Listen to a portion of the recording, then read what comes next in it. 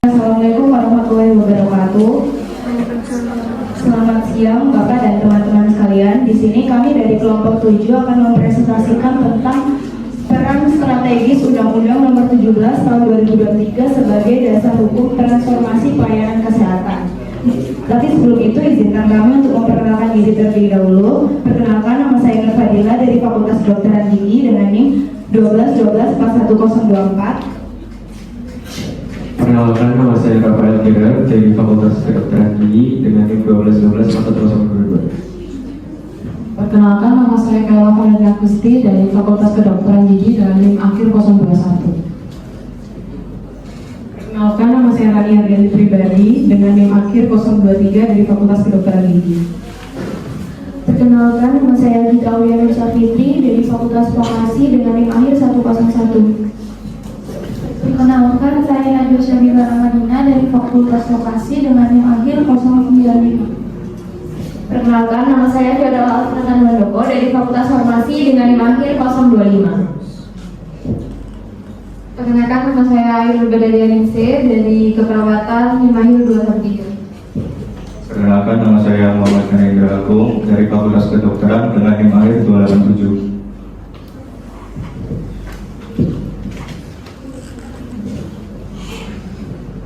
Topik pembahasan hari ini dari kelompok 7 adalah yang pertama latar belakang, yang kedua sistem kesehatan, yang ketiga transformasi pelayanan kesehatan, yang keempat Undang-Undang Nomor 17 Tahun 2023, peran Undang-Undang Nomor 17 Tahun 2023 sebagai dasar hukum, transformasi pelayanan kesehatan. Selanjutnya adalah pasal yang mengatur transformasi pelayanan kesehatan, lalu kasus kelangkaan obat dan bahan medis di RSUD Kulkeyen, lalu analisis kasus, solusi, strategi penegakan transformasi pelayanan kesehatan, kesimpulan dan saran. Selanjutnya yaitu latar belakang.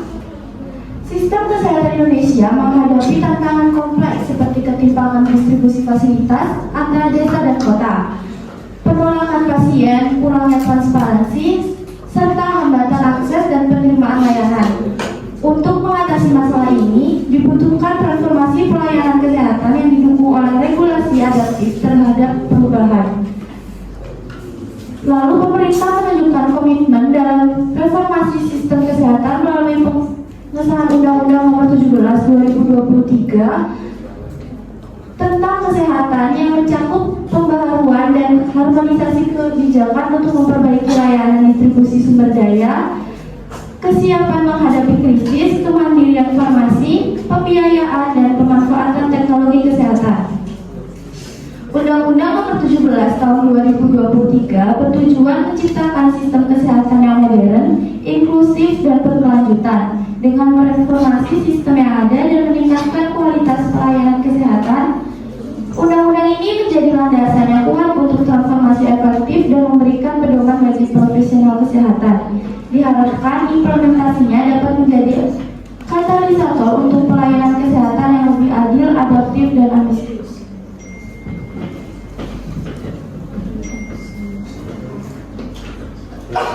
Untuk poin selanjutnya yakni sistem kesehatan. Jadi apa sih sistem kesehatan itu? Menurut WHO, sistem kesehatan itu mencakup semua elemen yang terdiri dari organisasi, orang, dan tindakan yang bertujuan untuk mempromosikan, memulihkan, dan menjaga kesehatan individu.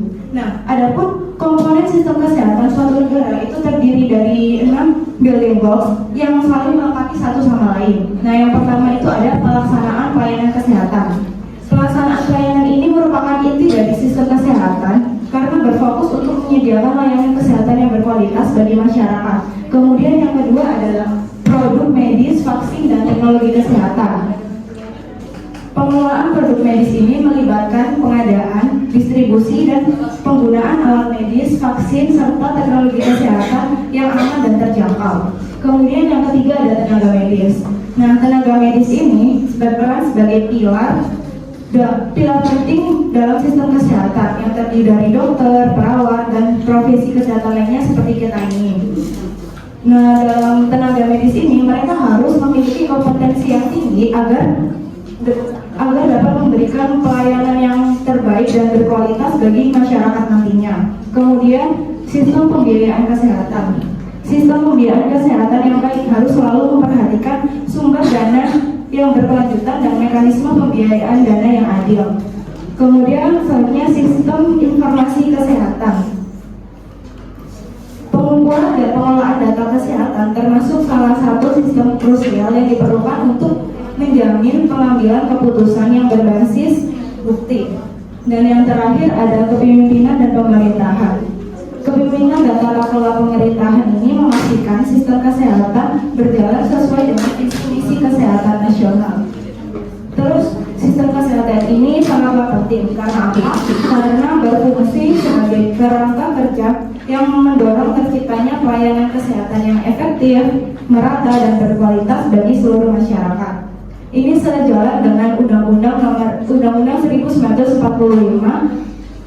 nomor tepatnya pasal 28H ayat 1 yang menyatakan bahwa setiap orang dapat hidup serta dapat memperoleh pelayanan kesehatan.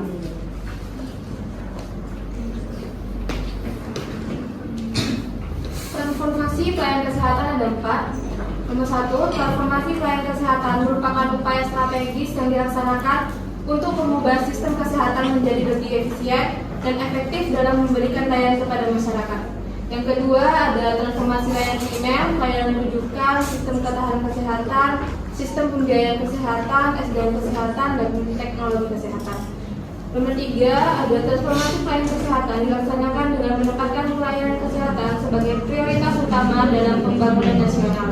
Dan keempat, upaya menempatkan pelayanan kesehatan sebagai prioritas utama akan berfokus pada penyediaan layanan kuratif sekaligus menekankan pentingnya pendekatan promotif dan preventif.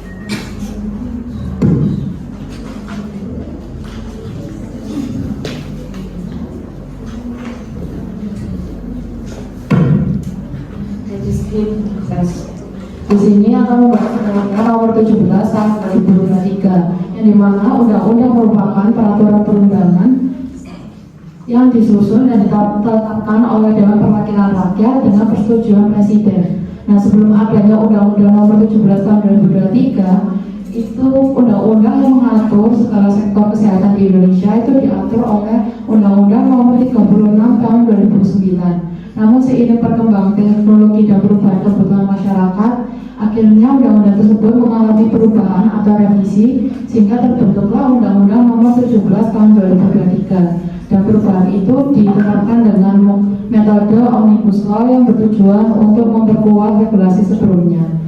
Nah, Undang-Undang Nomor 17 Tahun 2023 yang ditetapkan pada 8 Agustus 2023 itu menggantikan atau menghapus 11 pasal yang telah ada.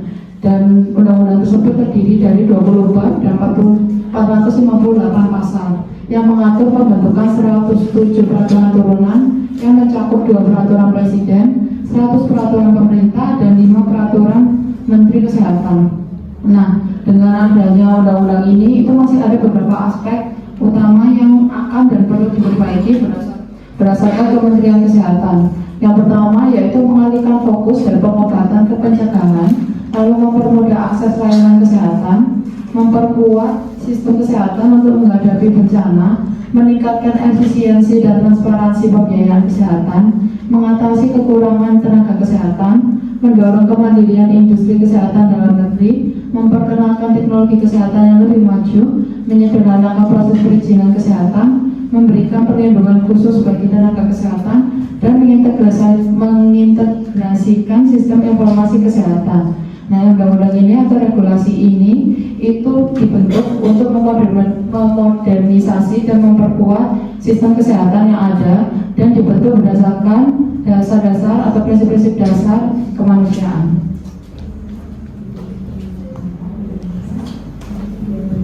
Selanjutnya adalah peran Undang-Undang Nomor 17 Tahun 2023 sebagai dasar hukum transformasi pelayanan kesehatan. Sebelumnya Undang-Undang Nomor 17 ini adalah langkah strategis yang dirancang untuk mentransformasikan pelayanan kesehatan di Indonesia. Fokus dari undang-undang ini itu ada 2. Yang pertama peningkatan akses dan kualitas layanan kesehatan sehingga masyarakat di seluruh wilayah Indonesia tanpa terkecuali dapat menerima pelayanan yang layak. Yang kedua transformasi regulasi dengan mengembangkan fungsi regulator sebelumnya dengan pemerintahan sehingga sistemnya itu lebih sistematis dan terarah dan lebih efektif. Selanjutnya Undang-Undang Nomor 17 Tahun 2023 harus dijadikan landasan utama dalam transformasi pelayanan kesehatan. Pelaksanaan tersebut diharapkan mampu membangun kesadaran bahwa kepatuhan terhadap regulasi kesehatan berkontribusi besar dalam menyejahterakan masyarakat di seluruh wilayah Indonesia. Next.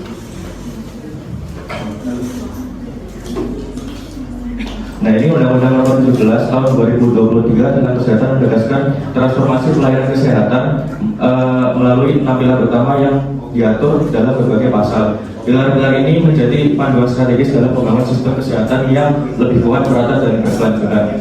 Ini ada 6 pilar, yaitu transformasi layanan primer, transformasi layanan rujukan, transformasi sistem kesehatan, ketahanan kesehatan, transformasi sistem pembiayaan kesehatan, transformasi SDM kesehatan, dan transformasi teknologi kesehatan. Melalui pengaturan yang sistematis dalam masalah-masalah tersebut, undang-undang ini menjadi tonggak penting untuk membangun pelayanan kesehatan yang lebih adaptif, berkeadilan, dan berorientasi pada kebutuhan masyarakat. Jadi transformasi pelayanan kesehatan yang diatur dalam Undang-Undang Nomor 17 Tahun 2023 ini ternyata juga berperan penting dalam mendukung visi pemerintah, yaitu untuk memperbaiki sistem kesehatan nasional. Di sini ada dari Sekretaris Badan Kebijakan Pembangunan Kesehatan atau BKPK Kementerian Kesehatan Indonesia, Nana Mulyana itu mengungkapkan bahwa perbaikan yang didasari oleh transformasi ini itu berkaitan erat dengan aspek kesehatan masyarakat, yang di mana 6 pilar utama dari transformasi pelayanan kesehatan dianggap sebagai suatu concern yang perlu diperhatikan oleh Kementerian Kesehatan di Indonesia. Untuk yang pertama, pilarnya adalah transformasi pelayanan kesehatan primer yang diarahkan untuk memperluas jangkauan dan juga memperkuat fungsi dari posyandu primer. Yang ini adalah akan menambah cakupan imunisasi rutin, mengoptimalisasi adanya deteksi dini terhadap penyakit, serta meningkatkan pelayanan kesehatan ibu dan anak.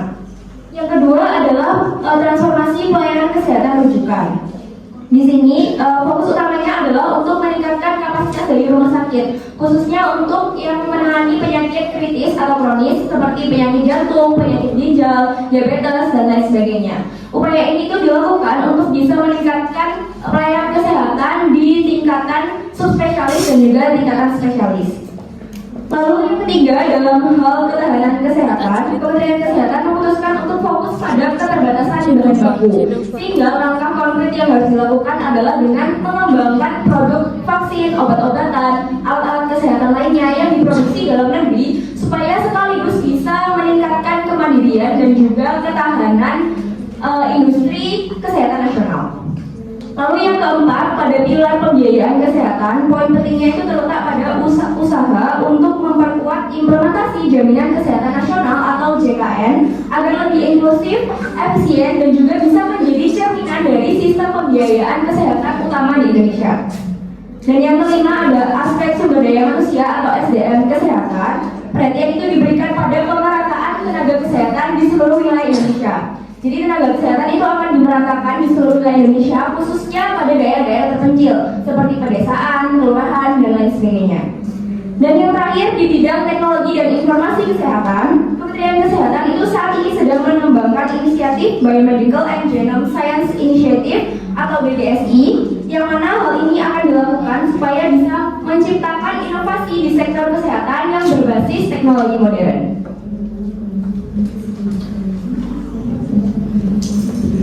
Kemudian selanjutnya di sini kelompok kami mengambil contoh kasus kelangkaan obat dan bahan medis di RSUD Sjolo Keyen, tepatnya di Kabupaten Sorong Selatan, yaitu menghadapi krisis serius akibat kelangkaan obat dan bahan medis habis pakai atau disingkat BMHP sejak beberapa bulan terakhir. Nah, banyak peralatan tidak tersedia yang menyebabkan pasien terpaksa untuk dirujuk ke rumah sakit lain. Kemudian Direktur Rumah Sakit menjelaskan bahwa utang yang belum dibayar memicu kebijakan penguncian pasokan dari perusahaan farmasi. 3 kasus kematian akibat kelangkaan oksigen, bahan medis untuk pembedahan, dan penundaan diagnosis dilaporkan pada tahun 2023. Selain itu, 4 kejadian tidak diharapkan terjadi karena kekurangan peralatan medis dan masalah infrastruktur. termasuk kerusakan listrik dan ambulans kecelakaan. Kecelakaan tersebut menjadi masalah utama dengan 53% dari 105 kasus kondisi potensial cedera atau disingkat dengan KPC berujung pada kematian.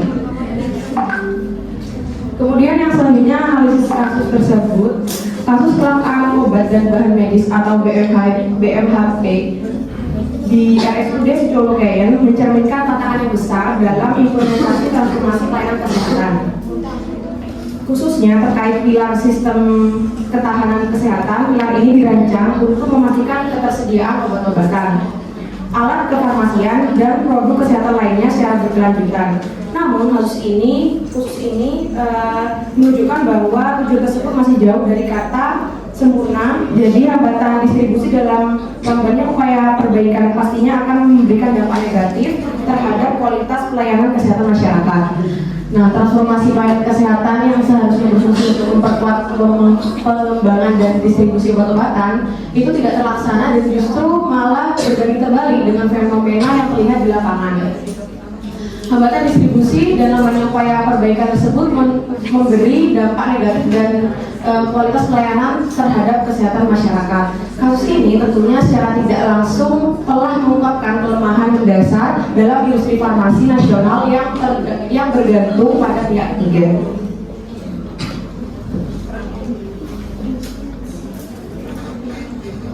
Kemudian terdapat beberapa solusi, yaitu pemerintah daerah dan pusat harus segera melunasi hutang kepada perusahaan farmasi untuk membuka kembali akses distribusi obat dan bahan medis habis pakai.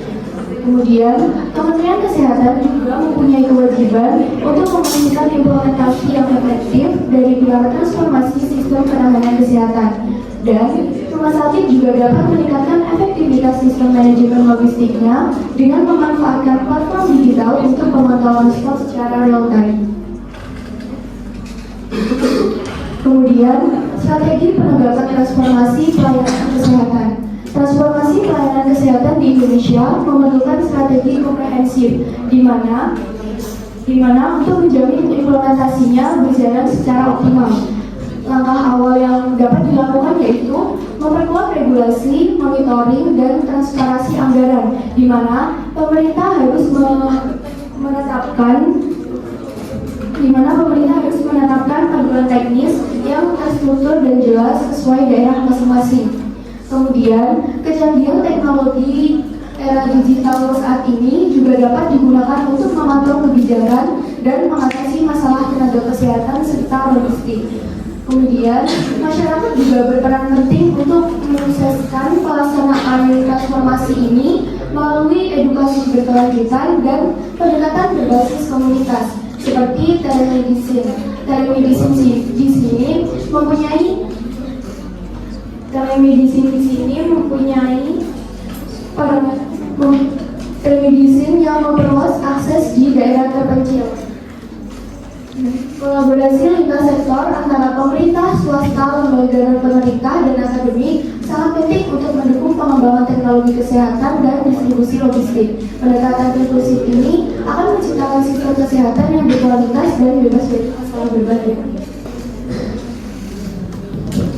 Oke, berdasarkan analisis serta pembacaan dari beberapa literatur yang sudah kami lakukan, dapat disimpulkan bahwa transformasi pelayanan kesehatan ini dapat menjadi lebih efektif apabila kita melalui Undang-Undang Nomor 17 Tahun 2023 yang mencakup beberapa pilar, yaitu ada 6 pilar, yakni layanan primer, rujukan, ketahanan kesehatan, pembiayaan, sumber daya manusia, dan juga teknologi kesehatan. Kemudian segala proses serta harapan yang diharapkan oleh pemerintah serta masyarakat tetap harus ada peran antar pemerintah, masyarakat, serta peran dari sektor swasta agar sistem yang ingin diperbaiki dari transformasi pelayanan kesehatan itu menjadi lebih efisien serta merata. Nah, ini ada beberapa saran yang dari kelompok kami, yaitu turut berpartisipasi dalam menegakkan transformasi pelayanan kesehatan. Dapat dilakukan dengan peran dari masyarakat seperti memberikan saran maupun seperti memberikan saran kepada pemerintah, kemudian mengelola kesehatan secara mandiri, yaitu karena kesehatan adalah tanggung jawab dari dari setiap individu. Jadi kita harus menjaga kesehatan seperti menjaga pola makan, pola hidup bersih dan sehat, dan lain sebagainya. Kemudian menyelenggarakan program edukasi tentang kesehatan. Contohnya seperti kita sebagai mahasiswa yang berperan untuk memberikan edukasi kepada masyarakat, terutama kepada masyarakat yang terpencil, seperti program KKN seperti itu. Sekian dari kelompok kami. Apakah ada tanggapan atau saran? Terima kasih.